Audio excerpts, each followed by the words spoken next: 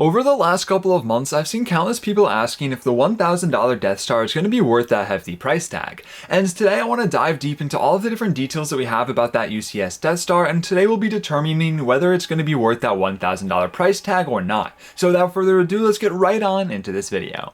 Starting off with the basic information about this set is that it is set number 75419. It's going to be releasing on October 1st of 2025 with 9,021 pieces, a price tag of $999.99, as well as 38 minifigures. And regarding, I guess the first thing that we should be talking about is those 38 minifigures, as they might be the main draw to most people when it comes to this set. Now, there was a minifigure list that was kind of floating around, but after doing some digging, some research, and asking around, I've determined that that was mostly just a wish list and has nothing to do with anything concrete related to this set, but there definitely are some interesting things to take a look at and some high possibility minifigures that we could see appearing in this Death Star, and I think that the minifigures do kind of tie into the main value and if this set's actually going to be worth $1,000. Now, I think that we can really expect just to see the main kind of crew that you would expect to see in a Death Star set. Your Luke Skywalker, Princess Leia, Han Solo, Emperor Palpatine, as well as your Vader, Stormtroopers, all of the workers to work the Death Star, and just all of the normal kind of minifigures that you'd expect to see and that we have seen in the previous Death Star. But even then, that leaves us with around 20 extra slots for different minifigures, and yes, we could just get like tons of Stormtroopers, tons of different Death Star officers, but I do think that LEGO will definitely have some named characters, and I think going to this kind of wish list, rumored kind of list that was going around, there's definitely some good ideas to take a look at. Now, I do think that we will be seeing some of our named officers like Grand Moff Tarkin, as well as a Wolf Yularen. Now, we'd only ever seen our Admiral Yularen once before in that polybag. Now, I guess we did see him appear in the Venator. However, that was more of the Clone Wars version and not an Imperial version. So I do think we'll be seeing an updated version of him, which will be kind of interesting to see because it will be one of the first times that we have seen one of those May 4th promo polybags that reappear in a newer set.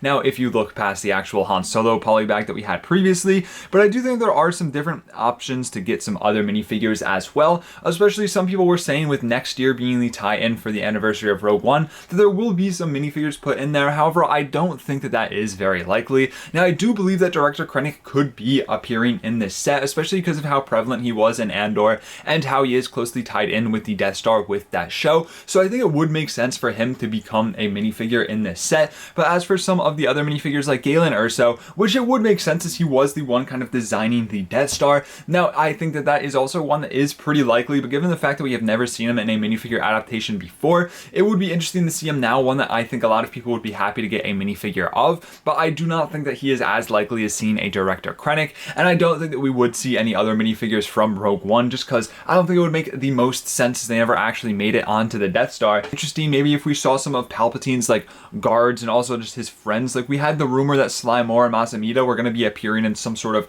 Senate set, but it is very likely that they could be appearing in the Death Star instead of whatever Senate related set that is, and I think that would be the perfect opportunity to get them as they were very close with Palpatine and they would have been appearing on there as well. But as for the minifigures, there's 38 of them and we don't actually have any concrete evidence for any minifigures, so everything I kind of said is just speculation and I'll have to leave it at that. But I would be surprised if LEGO definitely didn't give us some interesting minifigures like that Director Krennic and some of the other officers like Grand Moff Tarkin, as well as an Admiral Yularen.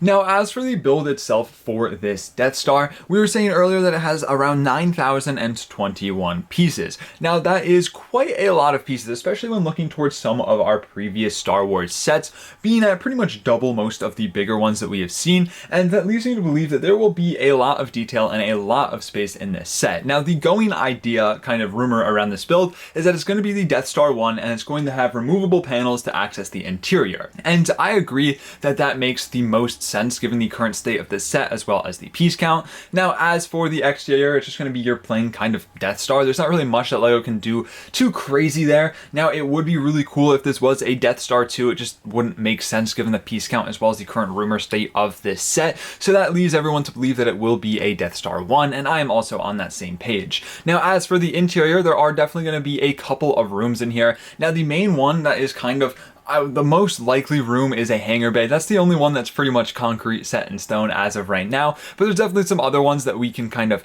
guess and take a look at. Now I feel like an Emperor's Throne Room is kind of a no-brainer, maybe similar to the diorama that we have seen earlier in a couple of years ago. I think that would be a perfect kind of inclusion into there. You have to have the trash compactor, maybe the cell block where Leia was locked up and then saved by Luke. I feel like those are definitely some no-brainers to see in here, but there's definitely endless possibilities for different areas and interior spots for this Death Star. Personally, I would love to see the actual trench workers on the Death Star where they're firing it off. I think that would be super sick. We haven't really seen that in great detail ever for Lego Star Wars, so I think that would be really cool. And going back to the hangar bay, the reason that I say that that is pretty much set in stone is because we did have the kind of rumor and leak going around that there will be a buildable ship alongside the Death Star. Not the gift with purchase, we'll talk about that in just a moment, but that there will be some sort of ship that can go into the hangar bay. Now, a lot of people guessing that this could be a Vader's TIE Advance. Looking back to our previous Death Stars that we have gotten, that is the ship that we got as well, and I would be inclined to agree with that. I think that the Vader's TIE Advance kind of being a callback to the previous Death Stars and just making the most sense for a ship to be.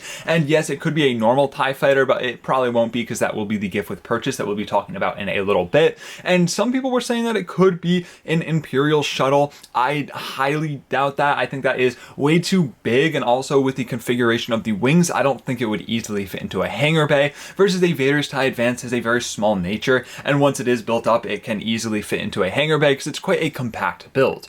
But that kind of does it for what we actually know about the build, and let's move on to that the gift with purchase that will be coming out alongside the Death Star, because that will really tie into whether this is something worth buying at $1,000 on day one or waiting for it to go on sale later on. Now, the rumored gift with purchase is 40771, the TIE Fighter, and this one is looking a little bit interesting, coming with one minifigure. I feel like this is kind of just a very lackluster promo. Now, once again, this is in the rumor stage, so it's not set in stone, but given the fact that a TIE Fighter is going to be the gift with purchase with the $1,000 Death Star, and his one minifigure is what? A TIE Pilot that we'd probably already be seeing in the Death Star. It's just a little bit disappointing. I don't think that Lego can do anything with this very small piece count to build an actual good looking TIE Fighter either, so it's one that I'm very not excited for. Now, there are also people saying that it could be a Vader's lightsaber, but I feel like at this point it is kind of locked in that it will be that TIE Fighter, which is very disappointing in my eyes. I think Lego definitely could have cooked if they stayed on the topic of making the lightsaber gift with purchases, and I feel like this would have been the perfect opportunity to get a Vader's lightsaber or a Palpatine's lightsaber. It would have been so cool to see,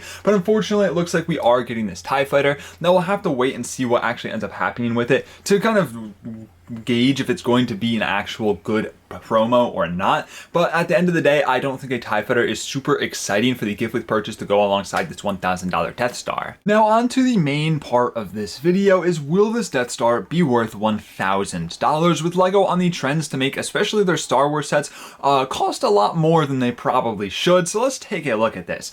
Now, a big comparison that I've been seeing recently is the Death Star to the Titanic, and it makes sense given their similar piece count, with the Titanic costing $680 with 9,090 pieces, and the Death Star coming in at a very similar piece count at $1,000. However, I don't think that this is a proper comparison because, well, first of all, the price difference definitely has a tie into the fact that Star Wars sets are going to be worth more than some of the unlicensed sets, just because Lego has to pay the licensing fee to Disney, and also the minifigures, 38 minifigures versus the Titanic is definitely going to bring that price up a ton when it comes to the Death Star. So I think a more accurate comparison is going to be that UCS Millennium Falcon at $850 and 7,541 pieces. Now, looking toward the Death Star and the increase on the prices, like this has about like 2,500 more pieces and a ton more minifigures for a tax on of $150. And in my opinion, I think when comparing these two,